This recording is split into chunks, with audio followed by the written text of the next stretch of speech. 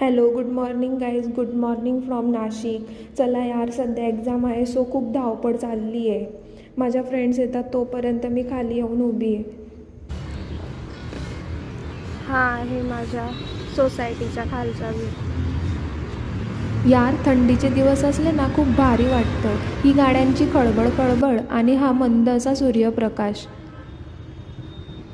Finally आता या दोघी आल्या आणि आम्ही कॉलेजला जातोय. खरं तर आमचा पेपर असतो 8ला, पण आम्ही रोज जातो 8:05ला. आमची धावपळ बघा. हिची गंमत बघू शकता. ही मानसी आहे. ही रात्री अभ्यास करत नाही, रात्री मोबाईल बघते आणि सकाळी आणि पेपराच्या वेळेस धावपळ करते. ही निकिता पण तशीच आहे. आणि मी काय नाही, मी तर माझा व्लॉग बनवत आहे. वाव, एकदम फास्ट फास्ट चालत आता कॉलेज जवळ आलोय. काका लगेच मोबाईल खेळायला लावतो. ही आहे आमची कॉलेज. किती सुंदर आहे बघा.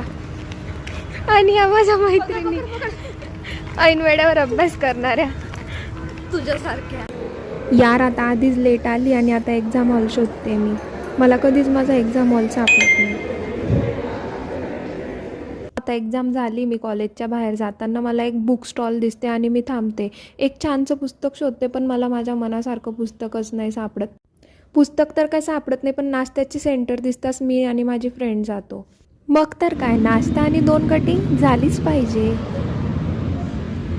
यार, त्यानंतर काय होते बघा, माझ्या फ्रेंड्स पण आता घरी नाही आहे आणि मला खूप भीती वाटते. मी बेडरूम सोडून डायरेक्ट हॉलमध्ये येऊन बसते. ते आले की मग आम्ही जातो एक कडक अशी पाणीपुरी खायला.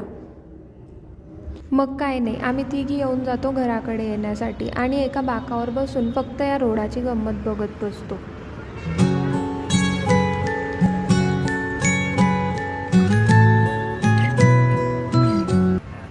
आणि आम्ही जातोय आमच्या ताओ चायवर ताव मारायला.